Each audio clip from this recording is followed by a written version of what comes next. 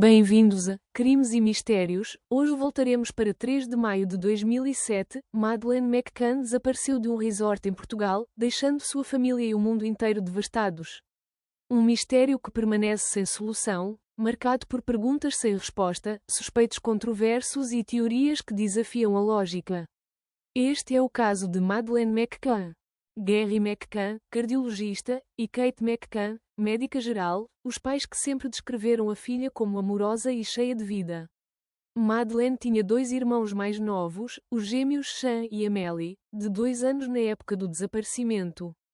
A família morava em Rotley, uma pequena vila no Reino Unido, onde eram bem conhecidos e respeitados. Madeleine nasceu saudável, mas teve um pequeno problema de visão que a levou a usar coloboma no olho direito, uma característica distinta frequentemente destacada nas campanhas de busca. Era descrita como uma criança extrovertida, cheia de energia e curiosidade, com uma relação muito próxima com os pais e irmãos. A viagem foi planejada como uma oportunidade para relaxar em família com amigos. O grupo, apelidado de Tapas 7, incluía amigos íntimos dos McCann e suas famílias, todos hospedados no Ocean Club Resort. David era médico e amigo próximo dos McCann. Ele e sua esposa, Fiona, estavam entre os organizadores da viagem.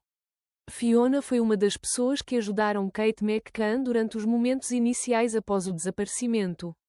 Mãe de Fiona Payne, estava presente na mesa no restaurante Tapas naquela noite. Diferente dos outros, Diane não participou do revezamento de verificações das crianças. Matthew, também médico, foi uma das últimas pessoas a verificar o apartamento 5A antes de Kate descobrir o desaparecimento de Madeleine. Ele relatou ter espiado rapidamente pelo quarto, mas não viu nada fora do comum. Russell era médico, e Jane trabalhava como analista de marketing. Jane Tanner é uma figura-chave no caso devido ao seu depoimento sobre ter visto um homem carregando uma criança na rua próxima ao apartamento. O Ocean Club é um resort familiar localizado em Praia da Luz, uma vila tranquila na região do Algarve, em Portugal. Ele oferecia uma experiência de férias descontraída, atraindo principalmente turistas britânicos. O resort não era fechado, não tinha portões ou controle de entrada, o que significava que qualquer pessoa poderia acessar o complexo.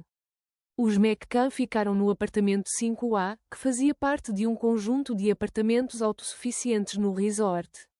O apartamento estava no rés do chão e tinha uma entrada frontal que dava para a rua e uma porta de vidro deslizante na parte traseira que levava a um pequeno pátio. A localização do apartamento era relativamente próxima ao restaurante Tapas, cerca de 50 metros, mas não havia linha de visão direta para o quarto das crianças.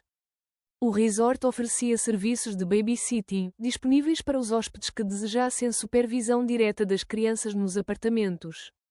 Havia a opção de contratar uma babysitter particular ou deixar as crianças no Kiddies Club noturno, que funcionava até um horário específico. Os McCann optaram por não utilizar os serviços de babysitting oferecidos pelo resort. Em vez disso, decidiram deixar as crianças dormindo sozinhas no apartamento enquanto jantavam com os amigos no restaurante Tapas. Eles alegaram que se sentiam confortáveis com essa decisão porque verificavam regularmente as crianças a cada 20 a 30 minutos. Pela manhã, as crianças participaram de atividades no Kiddies Club supervisionado. Durante a tarde, a família passou tempo junta na piscina. A última foto de Madeleine, tirada por Kate, mostra-a sorrindo ao lado de Gary e Amélie, perto da piscina. No início da noite, as crianças jantaram às 5:30 da tarde com os monitores do Kiddies Club antes de serem levadas de volta ao apartamento. Por volta das 19 horas, Gary e Kate colocaram Madeleine e os gêmeos, Sean e Amélie, na cama no apartamento 5A. Madeleine foi colocada na cama perto da janela do quarto. Os gêmeos dormiam em berços próximos. Às 8:30 da noite, Kate e Gary McCann se juntaram aos amigos no restaurante Tapas, localizado a cerca de 50 metros do apartamento. A porta de vidro deslizante na parte traseira do apartamento foi deixada destrancada para facilitar as verificações. O grupo, Tapas 7, decidiu revezar as idas ao apartamento para verificar as crianças, uma prática que alegaram ser comum durante as férias. O jantar começou com todos os membros do grupo sentados no restaurante. Durante esse período, as crianças estavam sozinhas no apartamento, dormindo. Jerry McCann fez a primeira verificação. Ele relatou que todas as crianças estavam dormindo e não notou nada fora do comum. Jerry entrou pela porta traseira destrancada. Ao sair, ele encontrou um conhecido britânico, Jeremy Wilkins, com quem conversou por alguns minutos fora do apartamento.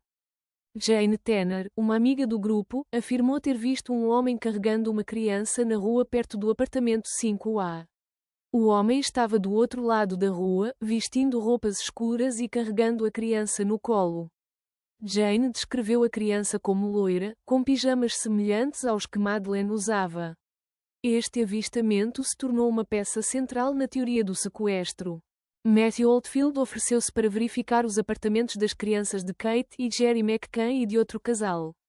Ele entrou no apartamento 5A, mas não se aproximou da cama de Madeleine. Apenas olhou pela porta do quarto e viu os gêmeos dormindo. Matthew afirmou não ter notado nada incomum, mas mais tarde foi criticado por não ter feito uma verificação completa. Kate McCann foi ao apartamento 5A para verificar as crianças. Ao entrar, ela notou que a porta do quarto estava mais aberta do que quando haviam saído. Quando entrou no quarto, percebeu que Madeleine não estava na cama. A janela e as cortinas estavam abertas, algo que não haviam feito antes de sair. Kate correu de volta ao restaurante Tapas gritando: "Eles levaram a Madeleine?" O grupo entrou em pânico e imediatamente começou a procurar Madeleine nas redondezas do resort. Funcionários do Ocean Club e outros hóspedes juntaram-se à busca. A polícia foi acionada às 10h41 da noite, cerca de 40 minutos após Kate perceber o desaparecimento. A Guarda Nacional Republicana chegou ao local por volta das 11h10 da noite. A Polícia Judiciária, responsável por investigações mais complexas, só foi informada na manhã seguinte. Residentes locais, hóspedes do resort e funcionários ajudaram nas buscas até altas horas da noite. Lanternas foram usadas para inspecionar terrenos próximos, incluindo a praia e estradas ao redor. O apartamento 5A foi acessado por várias pessoas antes da chegada da polícia, contaminando possíveis evidências. Amigos dos McCann, funcionários e até hóspedes entraram no apartamento para oferecer ajuda, deixando impressões digitais e comprometendo o local. Não houve um alerta imediato em fronteiras, aeroportos ou portos, o que poderia ter facilitado a fuga de um possível sequestrador. As autoridades portuguesas enfrentaram críticas por demorarem a tratar o caso como um possível sequestro. O foco inicial foi a possibilidade de Madeleine ter saído sozinha do apartamento. A reconstrução dos eventos desta noite é crucial no caso. Discrepâncias nos horários relatados por membros do grupo, Tapas 7, e testemunhas externas levaram a dúvidas sobre a precisão de seus depoimentos. O relato de Jane Tanner sobre o homem carregando uma criança tornou-se o principal indicativo de que Madeleine foi sequestrada, mas sua descrição foi questionada. O depoimento de Jane foi questionado porque ela afirmou ter visto o homem ao mesmo tempo em que Gary McCann estava conversando com Jeremy Wilkins fora do apartamento. Wilkins disse que não viu Jane passar por eles, levantando dúvidas sobre a precisão de seu testemunho. A janela do quarto de Madeleine estava aberta e o obturador externo havia sido levantado. Embora os McCann afirmassem que o obturador estava fechado quando saíram, a polícia encontrou sinais mínimos de forçamento, gerando dúvidas sobre essa versão. Nos primeiros dias, as autoridades investigaram possíveis suspeitos entre funcionários do resort, turistas e moradores locais. Foco especial foi dado à busca de estranhos avistados no resort nos dias anteriores. Um residente britânico local, Robert Murat, foi identificado como suspeito nos primeiros dias. Testemunhas alegaram tê-lo visto perto do apartamento na noite do desaparecimento, mas Murat negou o envolvimento e foi formalmente inocentado em 2008. Funcionários do resort foram interrogados, mas nenhum foi vinculado diretamente ao caso. Em julho de 2007, cães farejadores especializados foram trazidos do Reino Unido para investigar o apartamento 5A e os pertences dos McCann. Os cães detectaram odor de cadáver atrás do sofá da sala do apartamento. Nas roupas de Kate McCann.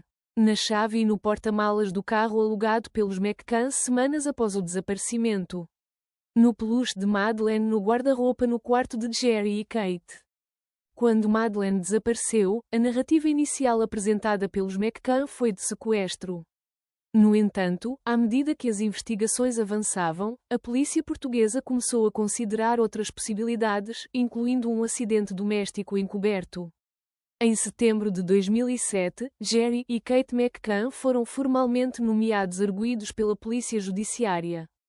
A polícia sugeriu que Madeleine poderia ter sofrido um acidente fatal no apartamento, possivelmente ao cair da cama. De acordo com essa teoria, os McCann, temendo as repercussões legais e sociais, teriam ocultado o corpo e simulado um sequestro. Amostras de ADN coletadas no apartamento foram consideradas compatíveis com o de Madeleine. Contudo, especialistas forenses argumentaram que as amostras eram degradadas e não conclusivas, o que enfraqueceu as alegações. Comportamento dos McCann. A mídia e algumas autoridades portuguesas questionaram o comportamento de Gerry e Kate após o desaparecimento. Kate foi criticada por parecer calma em entrevistas públicas, enquanto Gerry foi descrito como calculista. A decisão de deixar os filhos sozinhos no apartamento enquanto jantavam foi amplamente condenada e levantou dúvidas sobre sua responsabilidade como pais. Os McCann negaram consistentemente qualquer envolvimento no desaparecimento de Madeleine.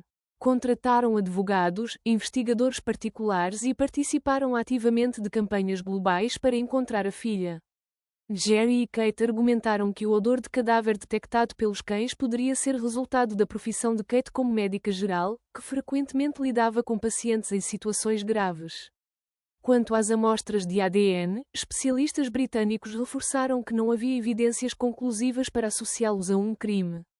A campanha global dos McCann ganhou apoio massivo, incluindo de celebridades como J.K. Rowling e David Beckham. A polícia britânica também defendeu os McCann, afirmando que não havia provas suficientes para implicá-los. Em julho de 2008, o status de arguidos dos McCann foi formalmente retirado, e a polícia judiciária declarou que não havia provas suficientes para continuar investigando o casal.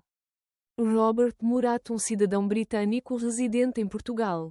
Murat vivia com sua mãe em uma casa chamada Casa Liliana, localizada a cerca de 150 metros do apartamento 5A, onde Madeleine desapareceu. Murat era fluente em inglês e português, o que o levou a oferecer ajuda como tradutor durante os primeiros dias da investigação. Essa proximidade com o caso e outros fatores levantaram suspeitas.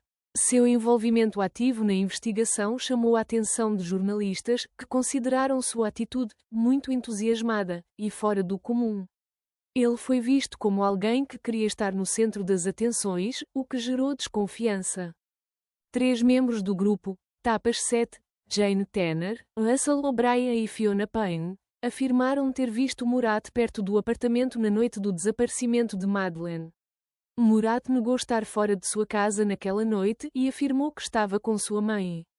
Em maio de 2007, Murat foi formalmente declarado arguido. Sua casa foi vasculhada, e a polícia confiscou computadores, telemóveis e objetos pessoais para análise. A polícia também escavou partes do jardim de sua propriedade, mas não encontrou provas relacionadas ao desaparecimento de Madeleine. Testes forenses não revelaram nenhuma conexão entre Murat e Madeleine. A análise de seus dispositivos eletrónicos também não trouxe informações incriminatórias. Murat afirmou consistentemente que estava em casa com sua mãe na noite do desaparecimento de Madeleine. Sua mãe corroborou essa afirmação. Após ser declarado arguido, Murat continuou a cooperar com a polícia, negando veementemente qualquer envolvimento no desaparecimento.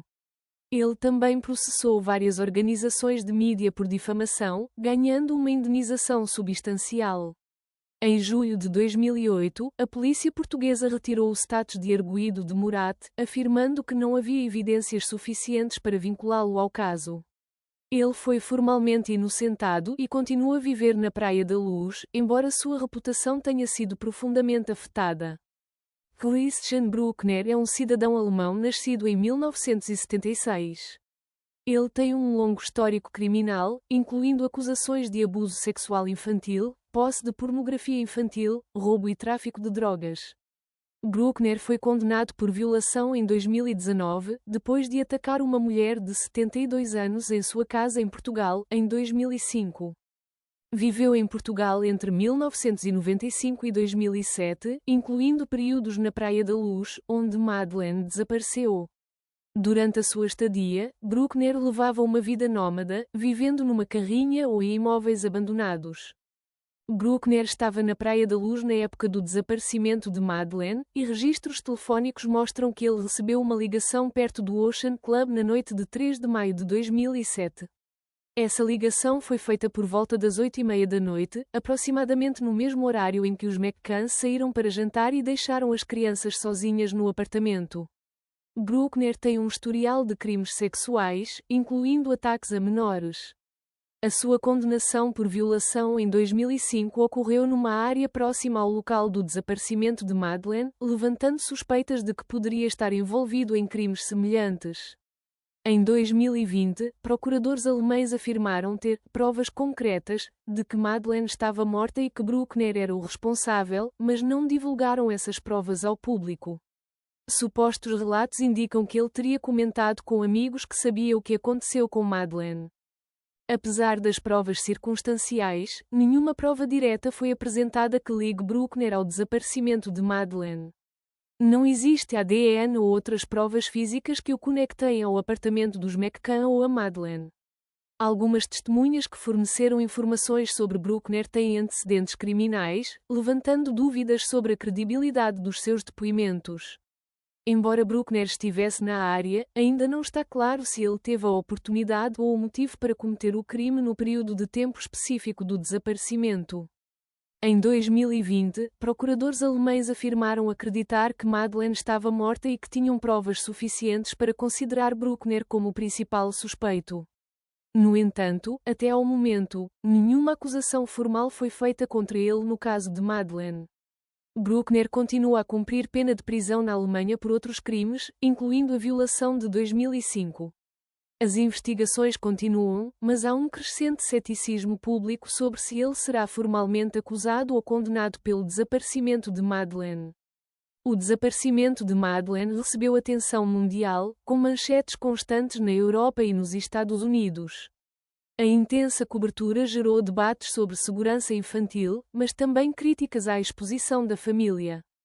Jerry e Kate lançaram uma campanha global para encontrar Madeleine, arrecadando fundos e distribuindo imagens dela em vários idiomas. Contrataram investigadores particulares para seguir pistas não exploradas pela polícia. Operação Grange, lançada pela Scotland Yard em 2011, esta operação analisou mais de 40.000 documentos e identificou novas pistas. Apesar dos esforços, nenhuma descoberta significativa foi feita.